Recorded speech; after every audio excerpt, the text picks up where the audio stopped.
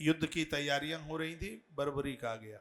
बर्बरीक अपने गुरु की आज्ञा का पालन कर रहा था और उसका सिद्धांत ये था कि इस युद्ध में जो हारेगा मैं उसका संग दूंगा। भगवान कृष्ण को पता लग गया कि कौरव हारेंगे और यदि इसने उधर से युद्ध किया तो युद्ध का पासा ही विपरीत हो जाएगा। भगवान ने उसे मस्तिष्क दान में मांग लिया और समी पेड़ के ऊपर लटका दिया। आपने महाभारत सीरियल में तो देखा है कि एक पहाड़ के ऊपर ऐसे रख दिया, लेकिन ग्रंथ में वर्णन है समी, जो छेकुर का पेड़ होता है ना, समी जिसकी लकड़ी समदा के लिए मैं आपसे बहुत बातें करता रहता हूं, उस समी के पेड़ के ऊपर बर्बरीक का मस्तिष्क भगवान ने लटका दिया। ये स्कंद पुराण की कथा है, तो महाभारत की नहीं सुना रहा हूँ, स्कंद पुराण से सुना रहा हूँ। महाभारत में तो जो होगा सो होगा। तो युद्ध पूरा हो गया। जैसे युद्ध पूरा हुआ तो अर्जुन को अभिमान आ गया। प्रभुता पाए ताए मद नहीं। ये बड़ा मुश्किल है कि प्रभुत्व पाकर और अहंकार न आवे। वो मैं कहना चाहूंगा, धन यौवन बल होने पर भी जो लोग झुक झुक करके चले, इंसान का तो बाना पहन लिया है, साक्षात वो भगवान है।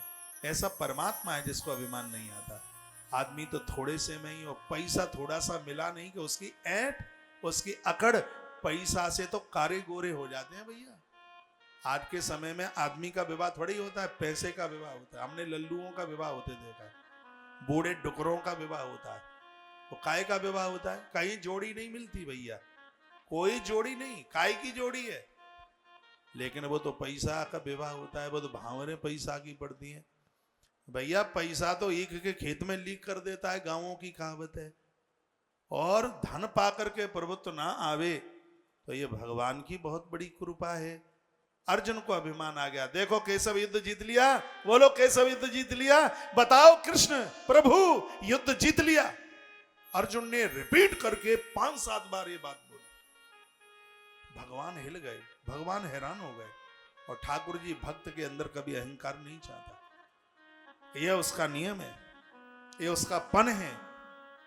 बेगिसो देही, वो कहता है कि मैं अंकुर को बहुत जल्दी उखाड़ के फेंक देता हूं। पेड़ बन गया तो कुलाड़ा चलाना पड़ेगा। सो भगवान वहीं पहुंच गए जहां छेकुर के पेड़ पर बर्बरीक।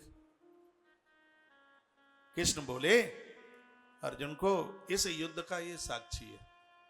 हम तो रात को शिविर में भी चले जाते थे, लेकिन ये बंदा ये सोया नहीं, टकटकी लगाकर पूरे युद्ध क्षेत्र को देखता रहा है। ये बताएगा कि युद्ध किसने जीता। सो भगवान को उसने देखते ही प्रणाम किया। हाथ तो थे नहीं, लेकिन भगवान कृष्ण की कृपा थी, वो बोल रहा था। भगवान ने कहा, बर्बरीक हम तुम्हारे पास आए हैं और ये पूछने के लिए सही सही बताना ये युद्ध किसने जीता। बर्बरीक ने कहा, हे द्वारकानाथ, हे द्वारकाधीश, इस युद्ध में मुझे 2 के अलावा कोई तीसरा तो दिखा नहीं। कृष्ण ने पूछा 2? हाँ 2 ही दिखे। कहा कौन? कहा एक आप जिनके हाथ में चक्र था, और एक थी माता द्रौपदी जिसके हाथ में खप्पर था। 2 के अलावा कोई था नहीं। आपका चक्र चल रहा था, वो रक्त पी रही थी।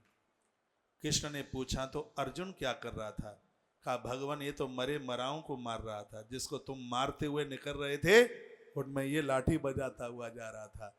जैसे मरे हुए को पुलिस वाले एनकाउंटर में दिखा देते हैं, मरे मराए में भी 4 पछाई मार दे बंदूक की, हमने मार दिया।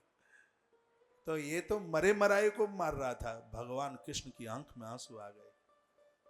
भगवान रो पड़े। अब बहारे महावीर, मेरा वरदान है तेरे लिए, आने वाले कलयुग में तू मेरे रूप में पूजेगा। आज राजस्थान की धरती पर वही बर्बरीक का मस्तिष्क, खाटू की धरती से एक गैया रोजाना दूध पिलाने को जाती थी, श्याम सरकार के रूप में वो प्रकट हुए।